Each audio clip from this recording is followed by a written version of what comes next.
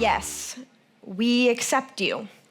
This is something that growing up, my parents made sure that I knew in every single way, shape, and form, and every single day in my life. Because when they had a little girl, they knew that they wouldn't dare let her grow up without knowing her worth. See, I had the privilege of growing up in a home that taught me glass ceilings only exist if I allow for them to.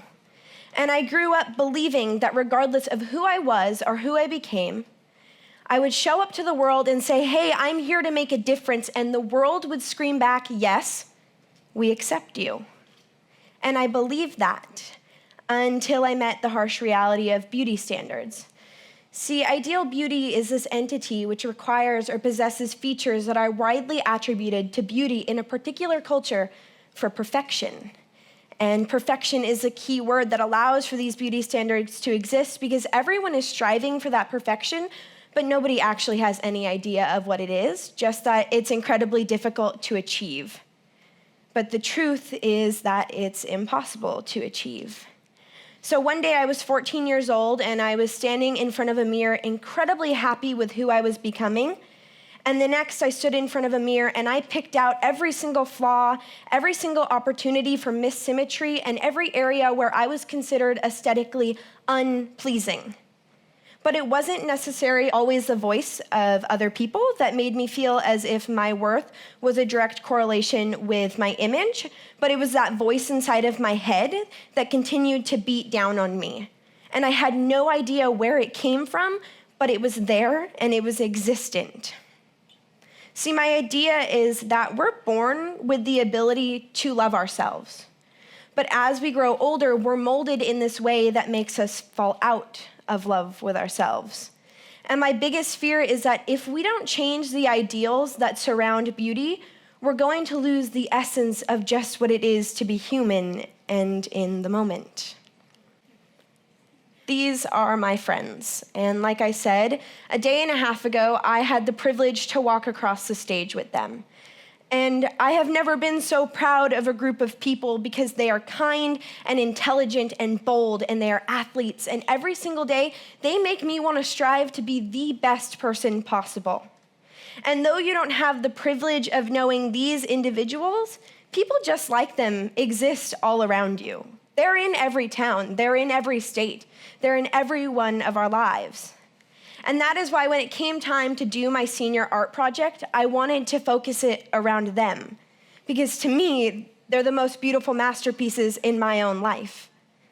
So one by one, I took my friends into a room and I stuck them in front of a camera and I made them as vulnerable as I possibly could. And I did what I always asked them. I asked them about beauty. The first question that I asked them is, what do you think the definition of beauty was? And immediately they said, well, I know what it is, but society says that it's something different. And if I could, I would change it. Because the ideals that surround beauty that we have, they are wrong and they are incorrect, and I don't stand for them. And I thought, yeah, awesome. I'm gonna get great responses from you guys. The second thing that I asked them was that, do you consider yourself on the inside to be a beautiful person? And all of my friends said, yes. But the last question that I asked them was, do you believe that on the outside, according to societal norms, you are a beautiful person? And all of a sudden, my friends who moments before were so open with me began to hunch in, and their cheeks got really glossy pink, and they let out these uncomfortable giggles. And every single one of them said, no.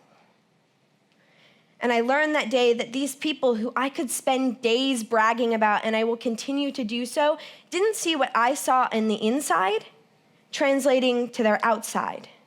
And I learned that as we grow, we begin to fall out of love with ourselves. Children are great because every single day they remind us of what we have forgotten how to do while we're learning how to do everything else. And that is being honest with ourselves. When we're young, we have these ideas that when we grow up, we can be an astronaut and a doctor and a lawyer on Thursdays, and then on Saturday, we're probably gonna be an Olympic athlete. And we believe that. Because when you love yourself in that humble and true sense, the world is open to every single opportunity that we could ever give ourselves.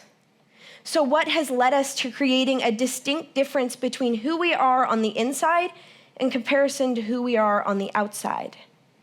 When did our inner person become not good enough? And most of all, what is beauty, and why are some of us allowed to claim it while others of us are not? So in the United States, more than 90% of girls ages 15 to 17 years old want to change at least one aspect of their physical appearance, with body weight ranking the highest. 7 in 10 girls believe that they are not good enough or do not measure up in some ways, including their looks, performance in school, and their relationships. Up to 12% of teen boys are using unproven supplements and steroids, and obese boys and girls have significantly lower self-esteem than their non-obese peers. When I look at these numbers, I find them unacceptable, because that means that for every girl that I know, 90% of them do not believe in themselves. And for every 10 girls that I walk past on the street, 7 of them don't believe that they should be here. But the greatest part about our issues with image is that we don't have to go to Congress or add into the Millennium Development Goals in order to find a solution to them. We don't have to create a budget, because our issues with image aren't economic. What is needed is a cultural and behavioral revitalization of what beauty is. When we go through primary school, we're consistently reminded of how to treat one another and the importance of anti-bullying and being kind to everyone around us. All of these things which are incredibly important and beneficial. Yet we never sit our children down and tell them how to talk to themselves. Because we have this fear that if we teach our children that self-respect is okay, it's like the first step before full-blown narcissism, which I've never been able to understand, because self-acceptance is not a crime. I don't know if any of you guys have been in a room where a bunch of girls are getting ready together. I know, like, the guys' ears are perked up. They're like, I wish. So a few weeks ago, I had my high school prom, and in the United States, it's a big deal. Like, it's all out, full blown. Girls spend hours getting ready. Like, I got ready at 11 o'clock in the morning in order to be at a dance at 7 o'clock. And when we were finished getting ready, all the girls were standing in a room, and the compliments were like flying off of the walls. It was a competition to see who could say the nicest thing to somebody else. We all do it, right? But every single time somebody would receive a compliment, they'd be like, no, I look terrible, but you look amazing. And that's what we do. We've made it so that we can't even say, yes, thank you, I know. Because as soon as you say, I know, people are like, what do you mean you know? Are you conceited? Are you a narcissist? I don't get it. But the truth is that loving yourself and accepting yourself is completely okay. It's normal. We need to make it necessary. Today, in some ways, I am still that kid who 4 years ago stood in the mirror and picked out all of her flaws. Because loving yourself doesn't necessarily mean that you're not going to have the moments where you won't accept yourself. Because loving yourself and accepting yourself are two completely different things. Accepting yourself means that you see those flaws and you don't like them. And you keep them in the back of your head, but you just live with them because that's what you're supposed to do. But loving yourself is completely different, and it goes a little like this. You don't know it, but you are flawlessly flawed. And even as you stand and trace your scars and imperfections, you are still beautiful.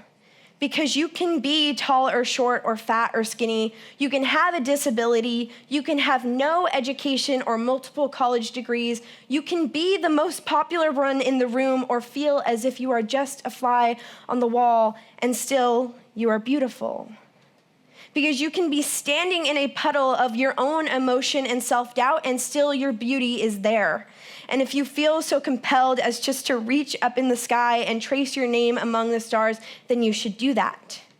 Because you are rare and unique, and with everything that you do, if you choose to love yourself, the world will stand beside you and scream, yes, we accept you. Because loving yourself is the first step to creating a global community that sees self-acceptance as their new standard of beauty. What we need is a reminder that regardless of what we are labeled, we are all still alive and breathing. And it isn't what we look like that makes the air taste so sweet as it fills our lungs. It's that feeling of knowing that you can grow up and do anything that you want to do, even if you are already grown up. If we don't begin to teach our children the value of self-acceptance, what we're doing is risking our ability as a global community to be able to achieve in the most progressive form and way. I hope that my story can help you in loving yourself and those around you. And I hope that it can help you in searching for the beauty of life instead of just searching in the mirror. Because yes, thank you, I know.